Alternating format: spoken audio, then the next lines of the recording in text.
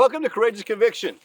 Remember that Jeff and I record each Saturday 5 episodes. So please hit the like button, subscribe so you catch all 5 episodes. We usually start out with one theme or topic. We have to go down a lot of rabbit holes to really understand it. Some things are more sensitive than others right now, what's going on in the world. So hit the like button, subscribe, and let's jump into this video.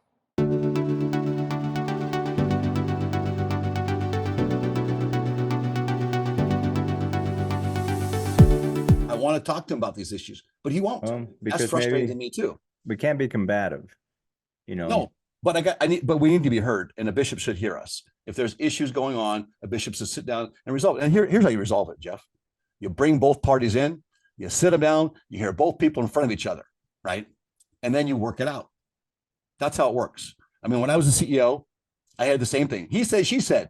So what I did every Monday morning, I called in all my managers from each department, and I sat them down. And anybody that was key to that had certain assignments to be done and they're blaming somebody else, I put them in the same room as the people that are blaming. And I said, now, why aren't we getting this done? What's the problem? And they would go, well, that all of a sudden it all changed. The story changed, right? The lies could not be permitted anymore because they're standing in front of their peers that they were lying about and vice versa. And we got it worked out. And there was no contention. It was all of a sudden, it was interesting. When they're in my office individually, it was all contention. So a good leader knows to bring them both in, sit them down, and resolve the issue, right? Work on resolving that issue. The only way you're going to do it is by being both together. Otherwise, you say he said, she said, and they both leave feeling not heard. And that's what I feel. Now, do I not go for that reason? Oh, sometimes I don't feel like I want to go for that reason because I just don't feel welcome there. But that's not going to stop me from spirituality in my home. And I have a responsibility as a priesthood leader in my home to bring that spirit here. So what you're saying, Jeff, is right on. We're going to have to learn to work around this, to pick our battles. It doesn't mean we're cowardice. It doesn't mean we run away. I mean, there's going to be a time we're going to need to stand up, and there's going to be a time we're going to have to gather. We're going to make choices, hard choices. But is it right now? I think we're outnumbered right now. We have to kind of be like those Jedi and just kind of gather ourselves in our own little areas. And then when the time is, we'll come together, and that will be in Zion. And I think that's where we're going to get our final stand. Now, we do our stuff. What do? We're being passive here by doing this podcast and getting it out there, right? This is our stand we're doing. And I have to research for this stand because I don't just come in here and give my opinion on things. I want to have empirical data behind it. So I think we're on the right track. I think you're saying the right thing, Jeff. It's just, I don't know, close it up with that, bud.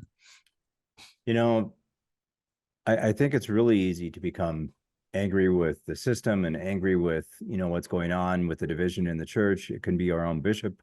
It could be other members of the church. But I think that we as individuals and followers of Christ need to reflect to our own selves. And what can we do? It's hard out there. It's very complicated. To be combative, sounds like, in a lot of ways, we're just being, or define justice sounds like in a lot of ways that we are combative. I hear that, from you, and you're my friend. I've known you for a long time. I feel your frustration. I feel the whole, need to be able to establish something that you are passionate about, that you feel that is truthful. And yet at the same time, maybe this bishop doesn't want to talk to you because he feels like he's going to go down that path of contention, or there's going to be a division. He'll disagree with you, and you're going to disagree more, and there's going to be a further divide. That might be a very difficult position to be in as a bishop. When there's other people in the ward that he has to contend with that would see much differently than you do. And whether they're right or whether they're wrong, is beside the point. Where are we at in our own lives? I think that what I learned last night in the temple, and this is why I really appreciate going to the temple, is that if we're in tune, we're going to ask questions. What do I need to do? What do you need from me? Because, heal my inability to be as faithful as I need to be, because there's always a level of faithfulness that I need to achieve even greater. And I don't know how to do that all the time, because it's easy to get, wrapped up, have our judgment be clouded, because we need to be right. But isn't the need to be right sometimes prideful within itself? And we can find a way to really bring ourselves closer to our Father in heaven. The benefit there is that we will be hearing this Holy Ghost that communicates to us in our own way, with our own language better, so that those things that we are struggling with can be understood better.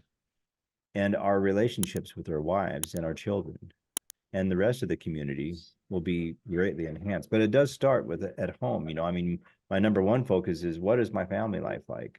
Who am I as a father? Am I being that generous father that my children, when they get to be older, are going to go, wow, my father always had time for me? Is my wife going to feel the same way? Am I able to do the laundry and wash the dishes and cook, while I'm out there trying to, do other things to make money, and those things are hard to manage. We live in a world where, it's no longer the wife has all these chores, that's it's, there's not a single income, so to speak, or there's not just one person working for income always. That's my case. And even if it was, I would still have to find time to change those things, in my own home. I think it all boils down to being generous to others, and without expecting anything else in return. But in a stoic fashion, being wise about it, because you can be taken advantage of too, and that can only just turn right back around, and cause more stress, right? And you say, man, being all this. How many times have we, I've done this before, don't mean to break into you, where I'm like, I'm so worried about somebody not taking advantage of me. And I've been taken advantage of before. The guy from Venezuela that sold me the car, that was taking advantage of me. But you know what? I've turned things around. I actually like the car now, and I've done some work. I found a mechanic, and I've done, I found YouTube videos, and I found, other ways to, to make this thing better. What was my original objective, was to have a vehicle that I could use when this other business of mine required other vehicles, and that I had to be gone. I needed to be able to have something to drive, basically. And that's what I got, But if you keep leaving yourself open and vulnerable, it's going to get to a point where most likely it's not going to do it anymore. Well, I would if I didn't learn. Tired of this. So stoicism, I think it applies here, right? Being wise in it too. I would if I hadn't learned a lesson, but I'm not going to go invest my time to go after this guy, because really what that would mean is I would have to do something unchristlike, physical or something, threatening him, or, the law won't do anything. They would if I decided to do something against it, Yeah. Yeah, you. So I'm not going to be a vigilante, I'm, what's it worth? It's wrong what he did, right? But I've got to focus now and recover. I've learned. Again, I don't believe you're advocating for cowardice here. I don't believe you're advocating to bury your head in the sand either, right? No, absolutely not. He knows what I think. And I was very vocal about that. And, I think I hurt his feelings, Well, I think we can end with this. And I'm going to go back to Yoda. The Jedis were being separated out. And what he said was, no, I'm going to get this. It came to my mind like 3 times. I wanted to say this, but the whole idea is that we would, I lost my train of thought completely here, Jeff. Run with something here while it comes back to me. I want to get back to that. What he said, what he talked about, like with the Jedi. Oh, I know what it is. That we cannot lose focus of our end objective. That's what that's what Yoda was saying. Look, we can't get caught up in the day-to-day stuff. We got to stop. We got to lay low for a minute. We don't lose focus in objective. We got to figure out ways that we can maneuver to get back the republic and get the freedom back to the people, right? And I think that is something we can apply today. We get caught up in this. I think what you're saying right now is we don't lose sight of our most important objectives. And what's our purpose here on earth? Well, one is the family. I got to keep my family safe. And that means everything about that, right? Everything that encompasses. And spiritual, physical, it's all spiritual in the end, right? And I think that's a good way to take this approach is, okay, let's not lose sight of the objective. Where does this fit in? What can I do now about this? And how is this going to wrap me up or take me from the most important things here and take me away from, having a spirit with me? Right. So I think that's what you're trying to say too. If I'm hearing you right. Sure. And that would be in a sense stoic, because you're still, I'm not trying to see you going protected. That's kind of a bad word to say it, but one who's wise in what their generosities are and so forth, because you can't overextend yourself, can't give away the farm either, right? And I'm going to wrap up right now because I'm feeling little ones behind my green screen here, right there. One just popped in just now. So come here, dude. Come here. He's got chocolate all over him. Come here. You can finish this up for me, all right? Good morning, there, man. How are you? This is what I live for. This is the objective, right? And this is what we do, Jeff.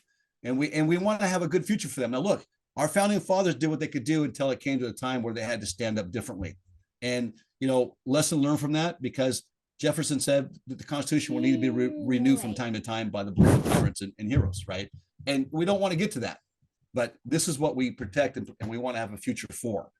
And a future for with our freedom of religions as well. So we do have to fight back to some degree in certain ways, but we got to be stoic and wise about it. And I think that's what you're saying too, Jeff. Go ahead, final words to close us up, and we'll let Gary say, give us a thumbs up and subscribe. Go ahead, Jeff. Final words, bud. I think you said it. Wisdom. I like the idea of being generous as a father and as a husband, and and I'll just leave it as that. And I think that's part of being wise. I do too. I think that is too. Staying focused on the objective.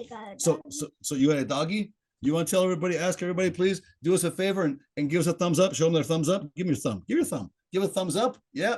And then point down below. You can point down below. Just point down below and say, no. We want thumbs down. We want thumbs up and a finger down below. Now point down below. You point like this. Say, please subscribe to our channel and pass it along. We want to get this word out to everybody. It's tough times, and we're going to try to help people get through it. Huh? And then what else do you say? Bitcoin.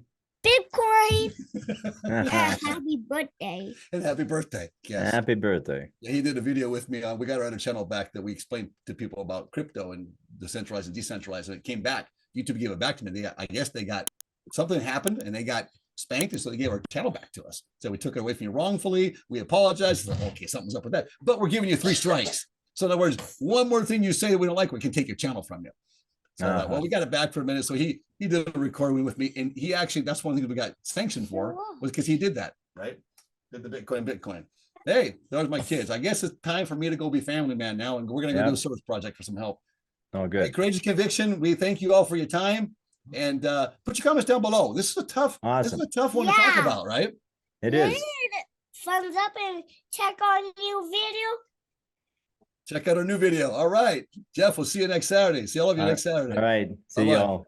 Bye-bye. Beautiful family you got there.